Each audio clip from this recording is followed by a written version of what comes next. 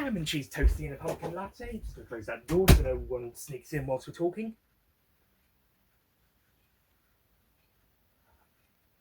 Oh, we didn't really order any. I know you. Yeah, I'm Rose Tyler. Even though I don't have long blonde hair. It's a sketch, pretend. Rose, I've missed you. Have we met? Do you mind? We're trying to prepare the 20th anniversary of the revival party here. Oh, okay. Sorry. I seem to have accidentally walked into some party preparations. Oh, it's you or me. Oh, typical. It's almost as bad as domestics. Look, you're welcome to come to the party, but it's alright if you come back later. We're a bit busy preparing, and it's not quite ready, so if you don't mind just coming back later, preferably on the 26th, if that's okay. Understood. By the way, did either of you order a ham and cheese toasty or a pumpkin latte? No. I ordered beans on toast and chips for Rose, and steak and chips for myself. Fair enough. I think I left it outside anyway. Before I go, though, I just want to say, you are both fantastic. Absolutely fantastic. Oh, thank you. Oh, well, thank you very much. And you know what? So was I. I mean, you. We, us, the Doctor. Ah, thanks. Okay, see you around. Merry Christmas, Doctor. Rose.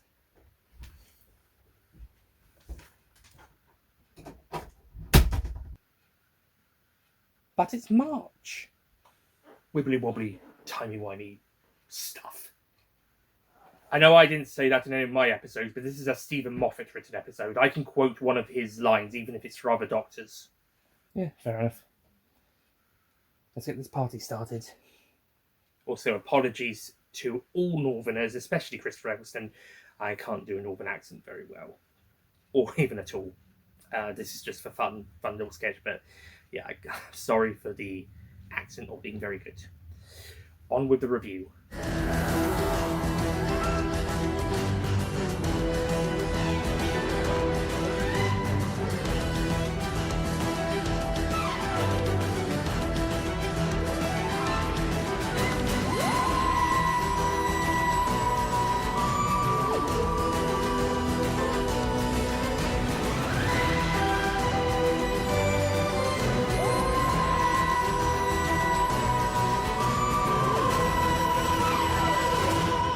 Hello, ladies and gentlemen, Nick here, and welcome at long last to my review of Doctor Who Joy to the World, the 2024 Christmas special, and the Christmas special that will be accompanying Season 2 of the Bad Wolf era, aka Series 15 of the Revival, also Season 41 overall. Season 41?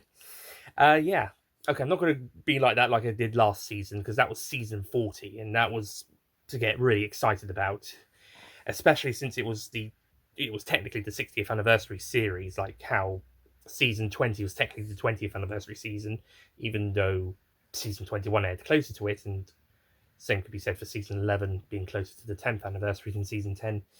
But yeah, whatever. So technically, series 14, season 1 of Bad Wolf is the 60th anniversary series, and it being season 40 overall was also really exciting.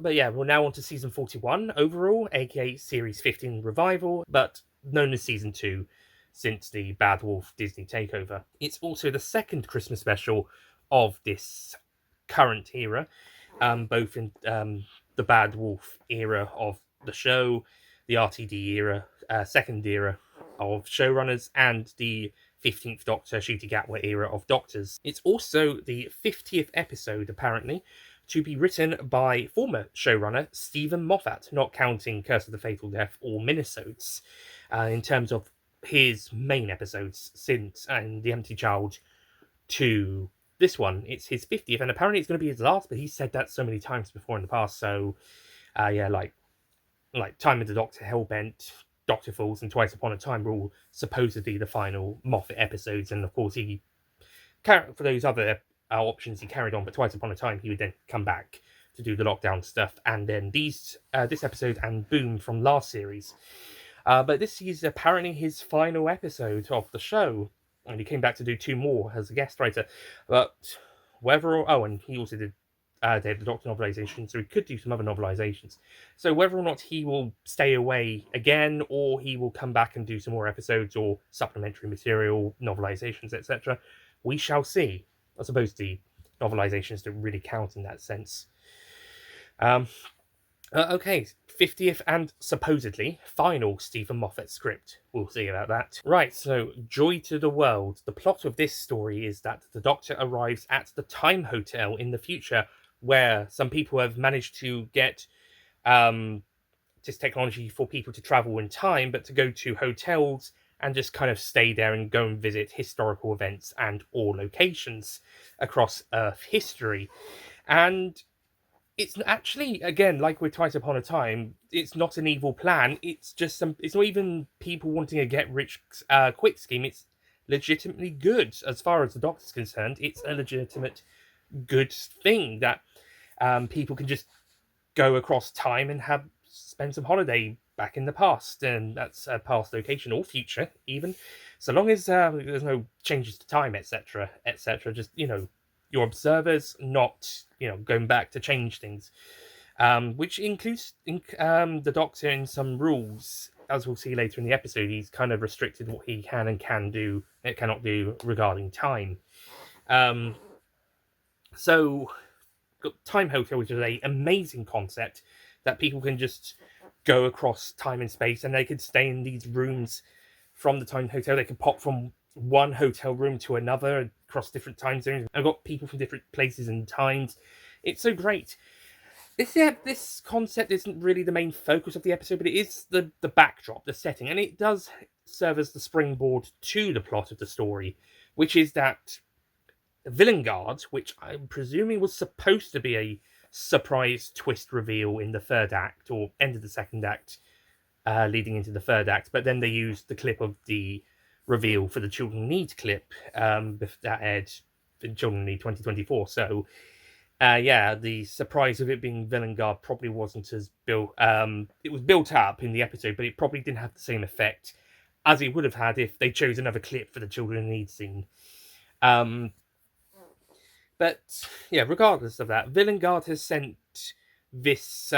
They've got this briefcase that can attach itself to people, and it has a starseed inside the briefcase, so that when that's released, it can then create their own star, which they can use for their own purposes, like weapons manufacturing or something. But it has to be attached to people, and it controls them, sort of mind control sort of thing. So it has this guy go up to the Time Hotel to book in, and so it can then, the briefcase can go across a couple of people, including a chap called Trev, who's really lovely, very likable. He helps out the Doctor a little bit earlier on before he becomes a victim of the briefcase, and then it attaches itself to a Silurian, making the Silurian's first appearance not just in RTD2 / Bad Wolf era, but also I think the first time since since Deep Breath. Maybe. I mean, correct me if I'm wrong if the Silurians appeared again during the 12th Doctor's era, but I think this might have been the first time since Vadam Vastra's last appearance in Deep Breath, the Series 8 opener. So I think we've been away from Silurians for 10 years. They were mentioned in Nikola Tesla's Light of Terror, and the Sea Devils came back in Legend of the Sea Devils, but we didn't really see them properly. I think they've been absent since Deep Breath, at least. In terms of Vadam Vastra's last appearance, and the Silurians as a species outside of her since dinosaurs on a spaceship in 2012. This Silurian is played by Jonathan Aris, and he becomes the manager of the Time Hotel after stumbling into it at one point after being lost in the caves. There's a really great heartfelt moment after he's let go of the briefcase, but unfortunately everybody who is let go of the briefcase, everyone who's attached to it and then released, die. Like they mind they're mind controlled and then they die. So the first guy, the bartender Trev, and Jonathan Harris, Silurian manager guy, unfortunately killed. And then the briefcase is attached to this woman called Joy when the Silurian manager goes into her room. We're introduced to Joy, who is staying at the Sandringham Hotel at Christmas 2024.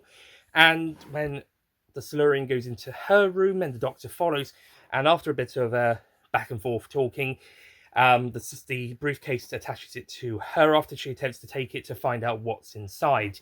And so the Doctor is trying to make sure Joy does not die, and tries to make see what's going on, what's the whole business with the case.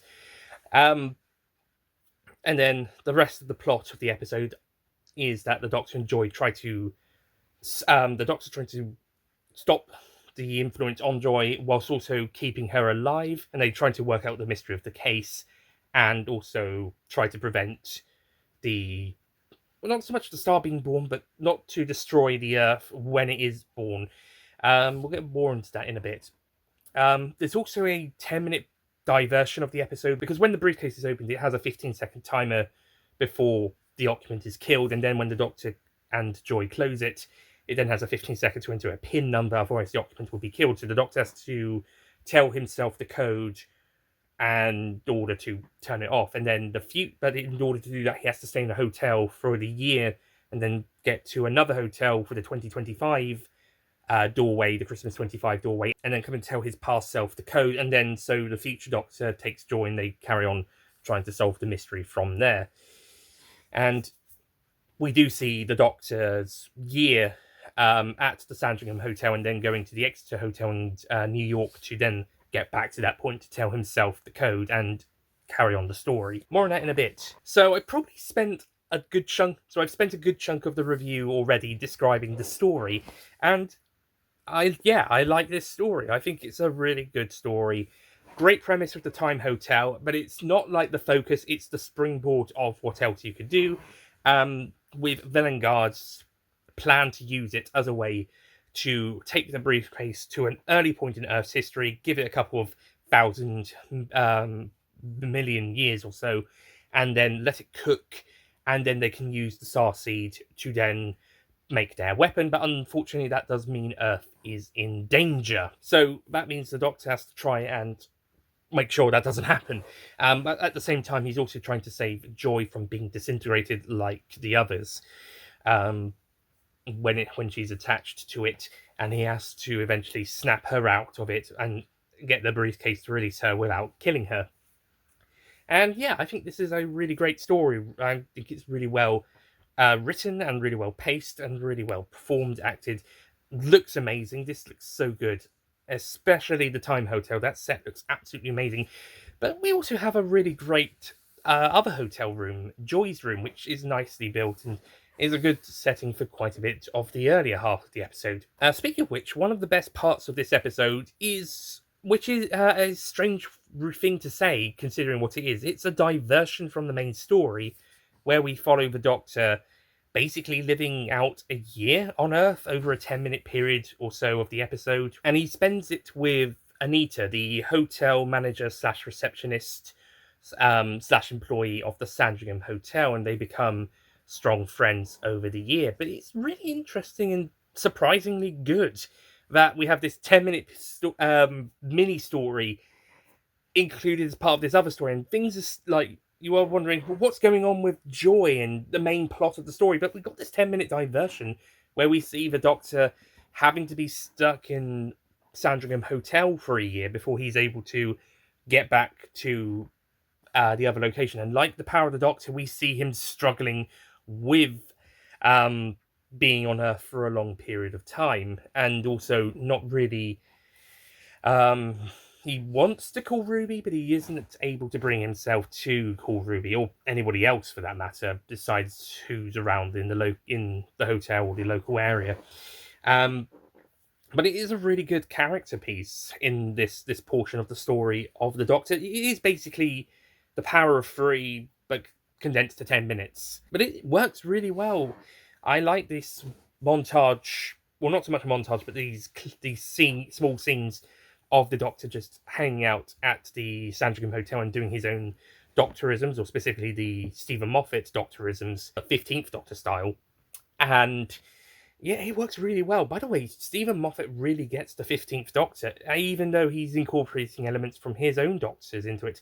With Boom, we saw more 12th Doctor-esque in that, and this time round, as predicted, it's more of an 11th Doctor feel. Maybe a little bit of each other kind of overlapping, but I think Boom was more of the 12th Doctor for influence into 15, and it was very obvious. Whilst this one, it's more kind of seeded in. It's kind of nicely mixtured in with 15's personality, with a bit of 11 and a dash of 12 added in there. And I think it works perfectly with this episode particularly. I think it works really nicely, especially coming off the bat of season 1, which had him in very emotional situations. And in this one, he's alone, so he has to try and sort of come to terms with being alone in this current incarnation post Ruby. And I think it works really well with his scenes with Anita and towards the end with Joy. And we'll see how this develops in season 2, just before he meets up with Belinda. But at this point in time, I think this works really well as a good character progression and interlude between the two series, seasons 1 and 2, slash series 14 and 15. I think that works really well for his character, and I think these scenes at the hotel are probably the highlight of that. But I'll also highlight the scene where he tries to intentionally get Joy angry at him. He's intentionally trying to do that, which is probably where the most 12th Doctor influences come through for this particular episode, even though most of the time he feels more like 11. But that's probably the more 12-esque elements seeping through, where he is saying stuff just to get Joy angry, like what he did to Clara in Last Christmas when he's trying to get her to take her mind off the dream crabs. And in this case, it's to try and release Joy from get her angry enough so that she'd snap out of the mind control and still survive, which works. But yeah, what Joy comes out with in her response is quite quite a rough thing, because it turns out Joy is having a bit of a facade on. She's smiling and being nice and all, but the Doctor does realise that the hotel room tells a lot about her and him, as it turns out.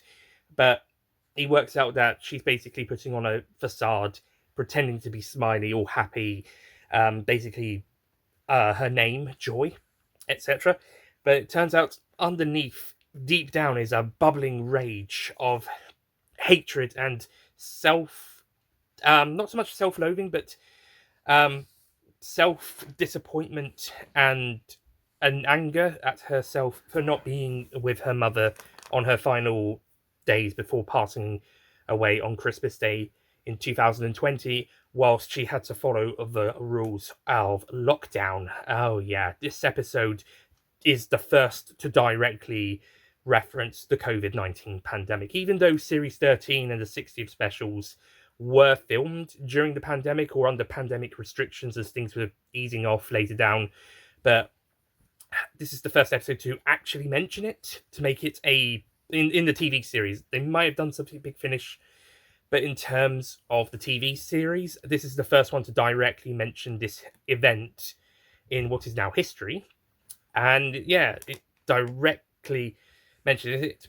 And I think this point is quite poignant. At the time of recording, it's been a few days since the 5th anniversary of the pandemic starting in the UK. It's a very poignant moment, because it basically reflects the anger and upset that a lot of people had during that time, when a lot of people, especially loved ones, passed away in hospital or elsewhere, where they couldn't be saved, not just from the virus, but also other things. Like I had a grandmother who passed away in May 2020, not because of COVID, but due to other reasons. So I understand that people who lost loved ones and they might have been in hospital or something, and they couldn't go and see them because of the restrictions and the rules, whether the people were passing away from COVID or something else. In my grandmother's case, it was sort of her lungs being flooded with water or something internally. So internal flooding or something of the lungs. Um, I don't quite understand it. I'm not a medical person, but yeah, I can totally understand the anger, the frustration, and hate that many people have, especially with the ones lost to the COVID itself, and the way that it was handled. And Joy even mentions Partygate, sort of. Like, she references the politicians partying and having mini fridges and drinks and all that. And Partygate was a big scandal for the Conservative Party in the current um, leading party in the UK. No wonder a lot of people went for Labour in the recent election. But yeah, it was badly handled, and a lot of resentment is there. And I think that's probably why the votes shifted, albeit slightly, in the other direction. This time last year, there was a lot of resentment towards the Tories ahead of the election, and back then, probably even more so. So Joy bringing that to the forefront is a really great point of referencing what happened and how it affected the everyday people, the public, and how it was handled and what other people were doing, and that she, being the good girl, followed the rules set by the government, who let her down, and her mother is there, dies from whatever reason it was. She passes away in hospital. Nice touch of it being Royal Hope Hospital from series 3. And she can't be there for her. She has to be on the screen. So I find that a very poignant moment, and it's a really great part of the character and how her fake smile persona, happy persona, is stripped away from the Doctor trying to dig at the truth in order to save her, but in doing so unleashes some very harsh truths and harsh for the character and harsh realities. And yeah, so we feel very sorry for her, but it works. It saves her life, even though, like with in Last Christmas, where the Doctor was a bit mean about Danny, although he didn't really mean it. It works in saving the companion's life of the story, but ouch, that was such really strong stuff. There's something a little bit more fun. There's a dinosaur in this episode as well. Yep, Moffat likes his dinosaurs. Can't help himself having a dinosaur again, like in Deep Breath. Some people actually thought this could even be the same dinosaur that was born in Time in the Rani and then dies in Deep Breath, but has an appearance in Invasion of the Dinosaurs as well. And you know what? With time travel shenanigans, I could understand that. But it then also means, how does that briefcase get out of the dinosaur? Well, I suppose maybe it wastes it out. But then, wouldn't the dinosaur die as well? Unless the Deep Breath thing happens right afterwards, I don't know. The dinosaur's not in the briefcase soul thing at the end, so I mean, if you want to, that theory's still there and it's still fairly valid. But yeah, after that, the Doctor and because they travel to the about 65 million years in the past, nice nod to Jurassic Park, and then the dinosaur eats the suitcase. So then they have to travel to where they find the briefcase with the starseed, and the Doctor has to try and move a rock in order to get to it in a really cool sequence that uses some of the places we visit in the opening of the episode. We get a bit of a nice couple scenes with the Doctor coming to a few places whilst looking for the guy with the briefcase before he finds it with the Silurian and follows him to Joy's room. It's a really good opening sequence, which was the one that they played at Comic-Con, although they did change a bit of the music for the second half. And I don't think it was entirely finished at that point, but it still worked. That worked really well as a Comic-Con clip. Most of the pre-titles, or more or less a almost finished version of the pre-titles, whilst the Children Need clip gave away the big villain. But anyway, so the end of the story does actually see Joy take the Starseed, but instead of it destroying the Earth, she then has it go off into space to become the new star. In a scene that is supposedly controversial, but I don't really think it's that controversial now. It's been a few months since the episode aired. To be honest, I don't think it was that controversial at the time, despite the concerns or Stephen Moffat's saying it might be. But it turns out it's the Star of Bethlehem that likes Jesus, everyone to come and see Jesus, and so Joy becomes this new star, and it basically serves as the star is joy to the world, hence the title of the episode. So seeing that star then gives everybody who we've seen across the episode, plus also a Ruby cameo, gives them a bit of hope for Christmas. We also have a lovely scene where Joy's mother kind of becomes one with Joy as well at the end. I know some people may not think that was great, but I actually thought that was really nice and touching that Joy's mother gets to be with Joy again. Yes, it does mean Joy has to wait another 2020 years plus the 4 she had since her mother's death to then becoming the star with the star seed. But they become one once again, and what's time to an immortal being like a star? Well, maybe not an immortal being, but to a long life lasting being like a star. So it was really emotional, really nice, and seeing the other characters look up to the sky, the people from 1940s Manchester, the people in the Everetts in the 1950s, the woman on the Orient Express in the 1960s, which some people say that because she was writing to a woman romantically, some people say that the Doctor may have turned her straight at the end. I don't think that was the implication or the intention of the scene. I think it was Imtai, or rather Joy, actually, rather than the Doctor. But I think the intention was she was not going to worry too much about it, and she would maybe go and tell her lover that when they got there. But some people thought that the Doctor or Joy turned her straight or something. I don't think that was the intention, but I do understand it may not have been. The intention may not have been executed as well as it could have been.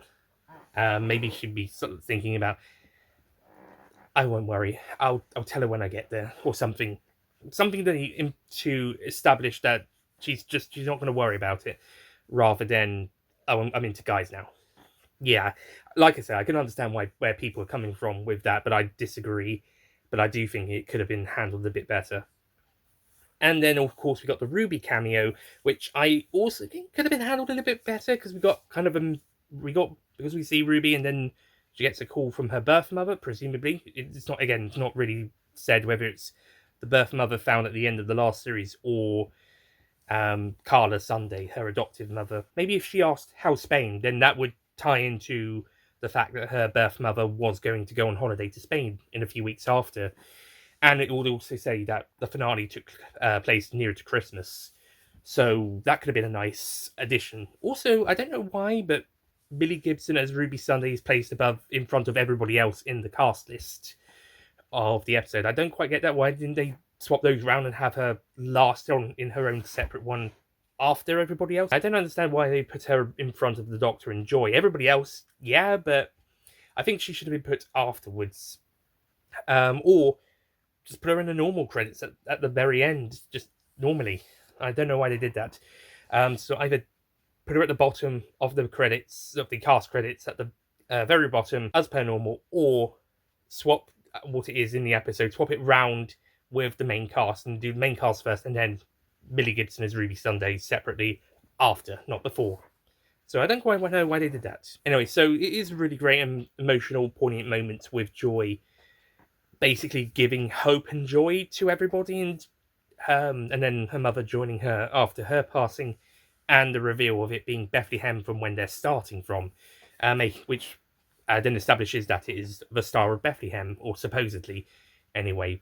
Which then makes a lot of sense, as if people could see that star, then they would get a lot of hope, or at least Christians anyway, maybe Jews, but more so Christians, that they get a lot of hope when joy when looking at it, that everything is going to be okay. I find that quite beautiful in terms of the messaging, although some of the effects in that final scene are a little bit a little bit hokey.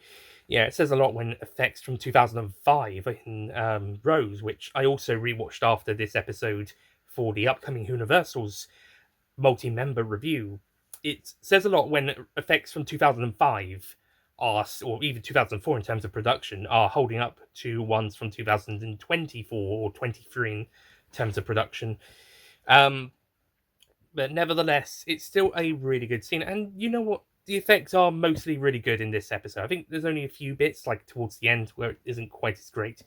But overall, this episode looks really great. And like I said, I love the sets. The sets are amazing, especially the Time Hotel. But yeah, this story is so good. It's not perfect. It's, it's good. It's like with Rose, as I just mentioned, and you'll hear me mention it in the review, depending on how it's edited. That it's a really good, solid standalone story. In that one's case, it's an excellent start to the new era, starting it all. But as a story on its own right, it's really good, just solid. If you take out the fact it's the brand new start for a brand new run, then on its own it is just good. It's just good, very good, but still. And I feel this similar with this one, although I like it a little bit more than that. I think this is a very good story. I think it's taken a few. I really liked it when I first saw it, which is more than I could say for Boom, or even some of the other stories from season one. I think I liked it slightly more on both rewatches for the reaction. I did the reaction after the second viewing rather than the first, because it ended up being that late. And then for this viewing, I think I liked it even more. Even though it took some time to get round to actually watching it. Again, both times actually. Even more so for this third viewing. But I think each time I've liked it a smidge more, but I already quite liked it in the first place. I think I was going for a high 8, low 9 score at the time, and the other two viewings I have, well, I'll tell you my score at the end, but it secured a very positive opinion, both rewatches, and I am pretty confident with what I'm going to be giving it. And yeah, I think I really like it. Before I do, I will say that I do think Church on Ruby Road is the slightly stronger. Definitely, I slightly like it more than this one. I find that a lot more fun and a bit more engaging, but I think that one's more for kind of it's Christmas, let's just have a bit of fun sort of vibes while setting up the series arc. Whilst this one is trying to do something a bit more sciencey fiction rather than fantasy, but also still telling an emotional story. So it's a bit more harder hitting in places. So one of them is a bit more fun and entertaining, but still has quite a few key elements being set up for the season and the season arc, whilst the other one is kind of a bit more of a dramatic story with a bit of sci-fi elements in there, but you can still have a bit of fun in there and still have a bit of enjoyment and admire that Time Hotel. It could be the best set they've made for this new era outside of the new TARDIS. I will say now, I think this is currently my 4th favourite episode of the 15th Doctor's era, although I am debating whether to put it above 73 yards or not. As great as that episode was with building the tension and the situation surrounding Ruby, I do think there's a few more things that might knock it down a little bit more. So maybe in the future, Joy to the World will overtake that in terms of the preference. We'll see when we get to the end of season 2.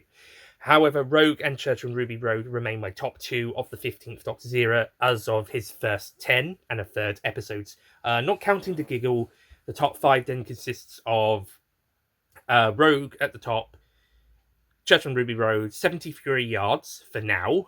Then this story, Joy to the World. Again, those two could swap at a later point. And rounding up the top 5, believe it or not, is The Devil's Cord. Sorry, Boom fans, but I'm going to just flat out say it. I think this story is better than that. And to be honest, I think Boom's a bit overrated. I get why people like it a lot, but I don't think it's the masterpiece that a lot of people say it is. I think there's a lot more Stephen Moffat stories from both his own era and RTD1 that are way better. Like all of his first RTD era stories are 10 out of 10s, or I think all of them are 10s. And I also prefer a couple of stories from his own era that I would give 9 or 10, or even a high 8.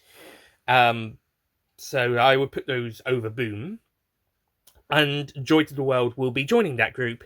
I think there's still a couple of stories from that run that are his showrunner era that are better than this story, including all the 10 out of 10 ones. But In terms of the others that are above Boom, I think a good chunk of those are also above this one, but I think this one is safely sitting with those stories above Boom. I think this one is definitely a bit higher than that, as mentioned. And in terms of the RTD2 era episodes, was the same as the 15th Doctor's one, but with Wild Blue Yonder above all of those. So Wild Blue Yonder, and then my top 5 15th Doctor episodes to make the top 6 overall out of the current 13, I think we're up to, for the 60th specials and the 10 15th Doctor episodes as of now. Season 2 is almost here, though, so we'll get another 8. And I'm not counting Destination Skaro. If I was, that wouldn't be on that list. I think The Giggle might be next, so after Devil's Called, that or Dot and Bubble. And also, this is with Legend of Ruby Sunday with Empire of Death, not individually. If it was individual, I think that would probably go below this, but above Devil's Called. And I can say without a shadow of a doubt, this is easily Stephen Moffat's best script, period, since The Doctor Falls, or Well Enough in Time, Doctor Falls, if I was counting it as one. But counting it individually since The Doctor Falls, because Twice Upon a Time I didn't really like, although it does have its good moments, like the 1914 Christmas armistice scenes and the 12th Doctor's arc in the story. So it's got some good moments. It's just let down by some really bad moments, like the First Doctor's characterization and how he's written, and that the story does feel a little bit empty in terms of the actual plot. So yeah, not too fond of that story. And as I said, Boom I find a bit overrated. I liked it a bit more in the second viewing, which I think I did just before the reaction. So that was the second viewing reaction, if I'm right about that. And then again on the third viewing for the review. But I think that one is probably the most overrated episode of the last few years, or one of the most overrated episodes at least. At least with Genesis of the Daleks, well, I do give that a 10 out of 10, but I do consider it overrated. But I can totally understand why people adore it, and I give it a 10 out of 10 for most of those same reasons. But I do think there's a couple of stories from both classic and modern Who that are better than it. So I do find it slightly overrated. And I would say the same for Boom. By the way, happy 50th anniversary to Genesis of the Daleks.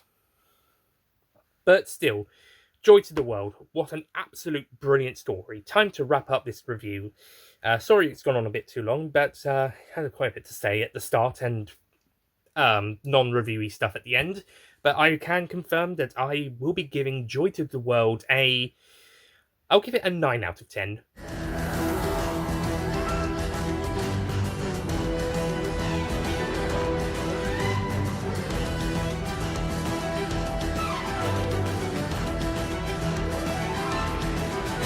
It might be more in the lower section, but I really, really like this episode. I think it's a lot of fun, but still has a lot of great dramatic moments in it. And I think it gets the heartstrings just as well as it gets the fun engagement scenes, and also the diversion with the Doctor stuck in 2024 to 25 Earth at the Sandringham Hotel is really good. That's probably the best stuff of the episode, despite the other bits I praised. There's a few flaws, and it's not the most solid of stories, but overall, it works really good for a Christmas special, and it might even be the best run of back-to-back Christmas specials since RTD Era 1, specifically the first half, although I did like the Husbands of River Song to Return of Doctor Mysterio back-to-back ones. Also, that's just Christmas specials. I really liked the New Year specials during the Chibnall era, but I think this could be if there's a 2025 Christmas special, depends what happens with season 3 if it gets commissioned. And there's a Christmas special, New Year special at the end of this year, start of 2026.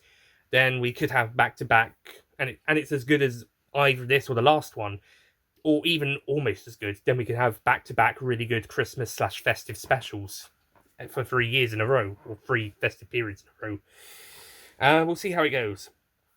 Anyway, so that's it from me. Thank you for watching. At time of recording, we do not have a title for the first episode of Season 2. The theory is the Robot Revolution now, but the other rumoured one was the Red Robots. So we'll find out soon enough, because at time of recording, it's March the 14th. Doctor Who returns in approximately 29 days on the 12th of April. So... But by the time this video comes out, it's probably going to be even sooner. Maybe by the time this is edited, we might have a title reveal. for the first episode, because I'm going to be going away over the weekend, so this video might come out next week, 17th, 18th, 19th. So hopefully we might get title reveals at the weekend or start of next week. Otherwise, I'll just say Season 2, Bad Wolf, Episode 1 for the next time, the next review thing at the end. I really want to say the Red Robots or the Robot Revolution, but I can't be entirely certain on either of those, or if it's something else. So, or the Red Robot, but I heard there was a plural at the end, so could be Red Robots. But we'll find out soon. But I'll just put Season 2, Episode 1 until we find out the title. But I just don't want to put the wrong one in. Okay, so that's it from me. Thank you so much for watching. And don't forget to check out the Whoniversal's joint member review of Rose, which should be happening on, if all goes well, should come out on the 20th anniversary date itself, on the 26th of March. And I'll see you guys back here for brand new Doctor Who reactions after the first episode of Season 2, which will air on Saturday the 12th of April 2025. Whether or not this will be reactions immediately after the episode, or the same day, or next day, or later in the week, or second viewing reactions after that, or whatever, we'll find out. Universal's reviews of the episodes are planned to be in the summer, so reviews for the episodes on this channel and link videos for the ones on Hoons that I will do will probably come around July, August time. So they won't be as late as last year, but they'll still be a little bit later so that there's a bit of reflection on it, on the series. But reactions should be within a week or two of the episode airing. So thank you once again. Stay tuned for the Whoniversal's Rose multi-member review on the 26th of March, and I'll see you guys back next month for the Season 2 Bad Wolf reactions, starting with Episode 1 on or after the 12th of April 2025. See you guys then. Goodbye.